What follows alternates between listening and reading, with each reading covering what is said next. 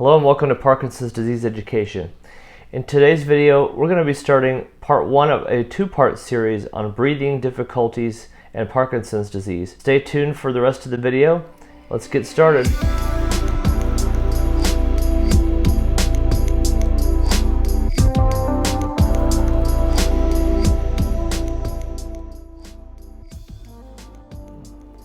So, breathing problems may not be something that most people typically associate with Parkinson's disease. However, it can be a common symptom, and in a way it kind of is a combination of a motor symptom and a non-motor symptom, since motor-wise it would involve muscles. The inspiration, breathing involves muscles, but also non-motor in terms of the causes of those issues. So as we'll see in this video, there are several potential causes of breathing issues in Parkinson's disease, and I think, like me, you'll see that they make sense. I'm also going to add in just a little bit of extra material as a theory that I also have that could be a contributing factor to persons with Parkinson's disease. That comes from my perspective working with people with Parkinson's as a doctor of physical therapy.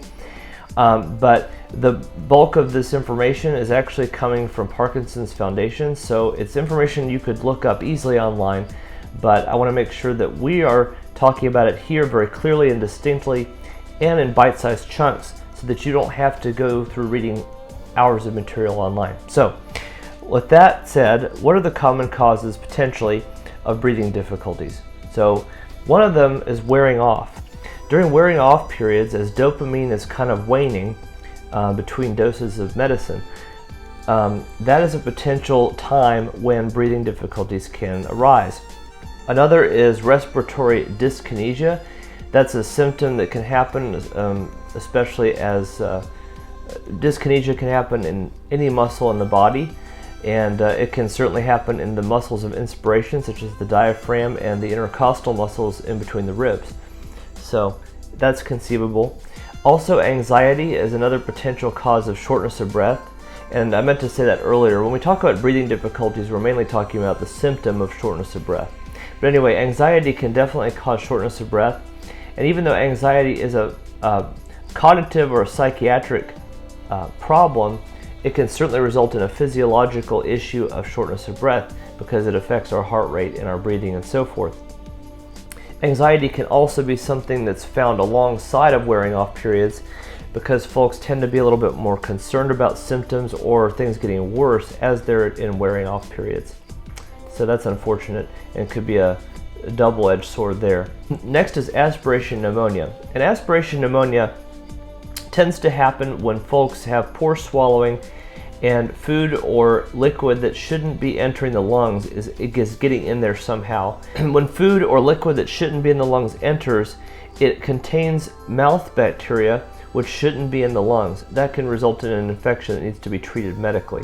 Aspiration pneumonia, or any type of pneumonia, can obviously cause shortness of breath and poor oxygenation, so that's something that's a serious condition that needs to be dealt with in a timely manner.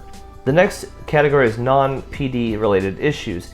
Now, most persons with Parkinson's, I would argue just about every person with Parkinson's, has other medical conditions on top of the Parkinson's disease that may have been there before they were ever diagnosed with PD. Those can include things like lung disease, COPD, emphysema, or you have heart conditions such as congestive heart failure and coronary artery disease, things of that nature. Even things like allergies and asthma can cause issues of breathing, obviously. And so those things may be in place anyway, and then you put Parkinson's on top of it, you have a recipe for potentially more breathing problems than you would have normally had. So those are 5 key areas you may potentially see breathing issues with. But the next thing I want to talk about briefly is the fact that with Parkinson's disease, there are also physiological reasons that breathing may become more difficult in addition to those that we've listed today. Even with medication, even notwithstanding wearing off periods, Parkinson's disease is a disease of low amplitude.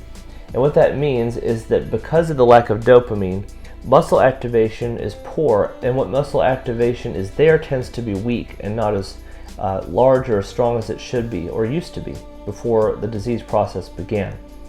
And therefore, all the muscles that are responsible for breathing could potentially be impacted by Parkinson's disease in and of itself, whether you're medicated or not.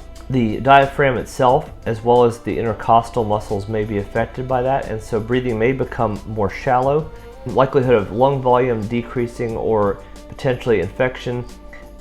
If there is congestion in the lungs, collecting at the bases of the lungs may not expand all the way in order to clear the bases of the lungs, in order for the alveoli or the air sacs to open up fully as they should. The other thing that could contribute to this is posture.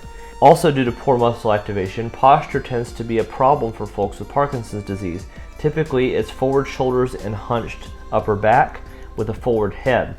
What that tends to do is shorten the rib cage, and if you're stuck relatively in that posture, you may not be able to fully expand the chest and rib cage to be able to allow that full inspiration of air, as we talked about momentarily.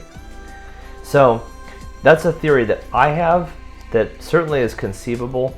I believe poor muscle activation and posture issues and all of that together, especially combined with what we just talked about earlier in the video, could potentially set up these issues for people. So that's it for part 1. In part 2, we're going to discuss treatments for breathing problems.